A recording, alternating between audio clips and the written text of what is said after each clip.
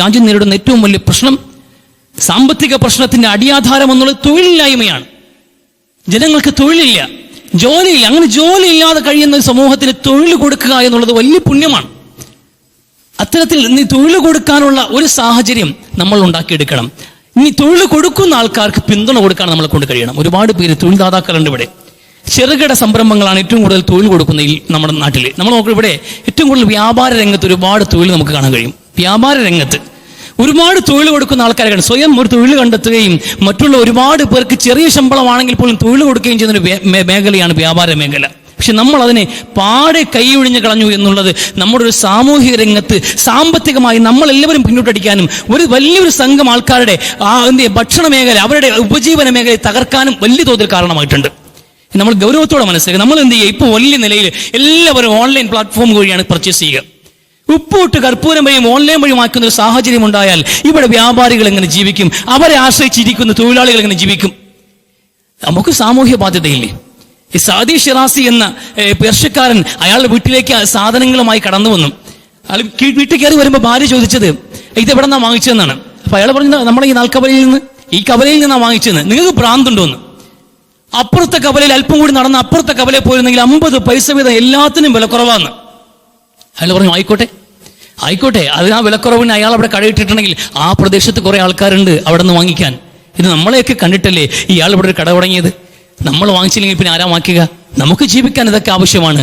നമ്മൾ ജീവിക്കുമ്പോൾ ഒരാൾ കൂടി ജീവിക്കട്ടെ എന്ന് മറ്റുള്ളവരെ ജീവിപ്പിച്ച് ജീവിക്കുക എന്ന ഒരു മഹത്തായ ഒരു സന്ദേശമാണ് സാദി ഷിറാസി ഈ ലഘുകഥ ഭൂസ്ഥാംഗതകൾ ഉൾപ്പെടുത്തുമ്പോൾ അദ്ദേഹം ഉദ്ദേശിക്കുന്നത്. നമ്മൾ ജീവിക്കണം, ഇവിടെ നമുക്ക് ജീവിക്കാൻ ആവശ്യമുള്ളത് ആവശ്യമാണ്. അതൊക്കെ വാങ്ങിക്കണം. നമുക്ക് വസ്ത്രം വേണം, നമുക്ക് ഭക്ഷണം വേണം. ഇതൊക്കെ നമ്മുടെ നാട്ടിലെ നമ്മുടെ സമീപത്ത് കട നടത്തുന്നവന്റെ എന്ന് വാക്കുമ്പോൾ അയാൾക്കൊരു ജീവിതമാകും. അയാൾക്കും ഒരു ജീവിതമാകും. അതൊരു സഹായമാണല്ലോ. വെറുതെ കൊടുക്കണ്ട. ഔദാര്യങ്ങൾ കൊടുക്കാനുള്ള മനസ്സ് നമുക്ക് കാണിക്കുന്നുണ്ടല്ലോ. 35 കോടിയും 40 കോടിയും 50 കോടിയൊക്കെ യൂട്യൂബ് വഴി എങ്ങനെ അയച്ചു കൊടുക്കണം നമ്മൾ, അല്ലെങ്കിൽ നമ്മൾ ഗൂഗിൾ പേ വഴിയൊക്കെ അയച്ചു കൊടുക്കാണ്. നല്ല കാര്യം തന്നെയാണ്.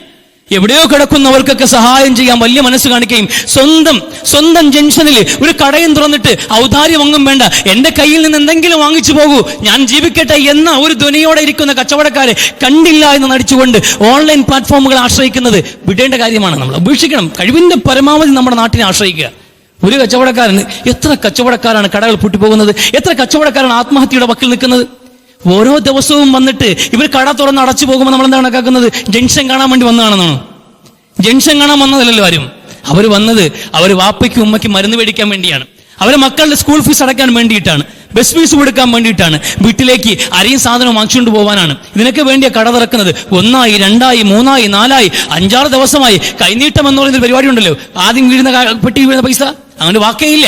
അങ്ങനെ ആദ്യം വീഴുന്ന പൈസ അതുപോലും വിൽക്കാതെ 4-5 ദിവസവും കഴിഞ്ഞിട്ട് വീട്ടിൽ ചെന്ന് പരാതി പറയുമ്പോൾ ഉമ്മാക്ക് ഇതുവരെയും ഗുളിക മാച്ചില്ലല്ലോ, അത് തീർന്നിട്ട് കുറെ ദിവസമായല്ലോ എന്ന് നിരന്തരം പരിഭവങ്ങൾ കേൾക്കുന്ന ഒരു ഗ്രഹനാഥൻ ഒരു പിടി കയറിൽ അവസാനിക്കുമ്പോൾ ആ വീട്ടിൽ ചെന്ന് നിന്നിട്ട് ഇത്രയും ബുദ്ധിമുട്ടാണെങ്കിൽ എന്നോടൊരു വാക്ക് പറഞ്ഞെങ്കിൽ ഞാൻ എടുത്ത് തരുമായിരുന്നല്ലോ എന്ന് പറഞ്ഞ് തള്ളി മറിക്കുന്ന ഒരു പരിപാടി ഉണ്ടല്ലോ. അതല്ല വേണ്ടത്.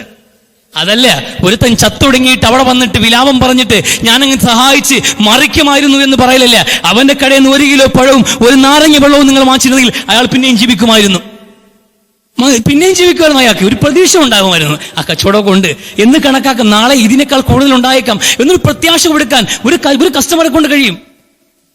ഇതൊക്കെ വലിയ കാര്യമാണ്. നിങ്ങൾ എങ്ങനെ മനസ്സിലാക്കുമെന്ന് എനിക്കറിയില്ല. ഈ പള്ളി മുമ്പിൽ നിന്ന് ഞാൻ പറയുമ്പോൾ ഈ തെരുവിൽ നടക്കുന്ന കച്ചവടക്കാരെ കുറിച്ച് ഞാൻ സംസാരിക്കുമ്പോൾ നിങ്ങൾ എങ്ങനെയാണ് കേൾക്കുന്നത് എനിക്കറിയില്ല. പക്ഷെ ഇതിലൊക്കെ വലിയ നന്മയുണ്ട്. അത് ചിന്തിക്കാൻ കഴിയണം നമുക്ക്. അത് മാത്രമല്ല, ചക്രം എന്ന പൈസ പറയാ. ചക്രം അതിങ്ങനെ സൈക്ലിംഗ് ആണ്, കറങ്ങിക്കൊണ്ടേയിരിക്കണം. ആമസോൺ പോലെയുള്ള കമ്പനികൾ ഭൂരിപക്ഷവും അത് ഏറ്റവും കൂടുതൽ എന്ത് ചെയ്യും?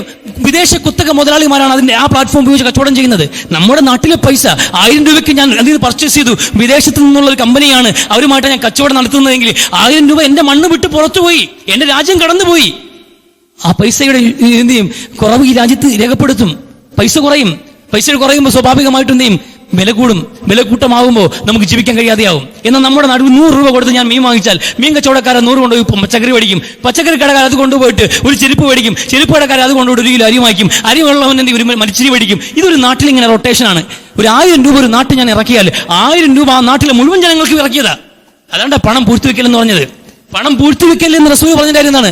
പണം ചക്രമാണ്, കറങ്ങിക്കൊണ്ടേയിരിക്കണം. നീ പൈസ പുറത്തിറക്കുമ്പോൾ ഒരുപാട് മനുഷ്യർക്ക് അതിൽ ആശയുണ്ട്, ഒരുപാട് മനുഷ്യർക്ക് അതിൽ ഭക്ഷണമുണ്ട്, ഒരുപാട് മനുഷ്യർക്ക് അതിൽ മരുന്നുണ്ട് എന്ന് ഒരു നാടിന്റെ സമ്പന്നത എന്നുള്ളത് നമ്മൾ ഏറ്റവും പ്രധാനമായിട്ടും ഉൽപാദകരെയും വ്യാപാരികളെയും ആശ്രയിച്ചാണ് ഒരു നാടിന്റെ സമ്പന്നത നിൽക്കുന്നത്. ഒന്നും ഉൽപ്പാദിപ്പിക്കുന്നുമില്ല, സ്വന്തം നാട്ടിൽ കച്ചവടവുമില്ലെങ്കിൽ ഈ മണ്ണ് തരിശു ഭൂമി പോലെ നമ്മൾ ഏറ്റവും കൂടുതൽ ദാരിദ്ര്യത്തിലേക്കും പട്ടിണിയിലേക്കും ഒരു സമൂഹം ഒന്നടങ്കം തള്ളപ്പെടുന്ന സാഹചര്യം ഉണ്ടാകും. കറൻസി ഉണ്ടാവില്ല കയ്യിൽ ആരുടെയും പക്കൽ. അതുകൊണ്ട് ആലോചിക്കുക, ഗൗരവത്തോടെ ആലോചിക്കുക,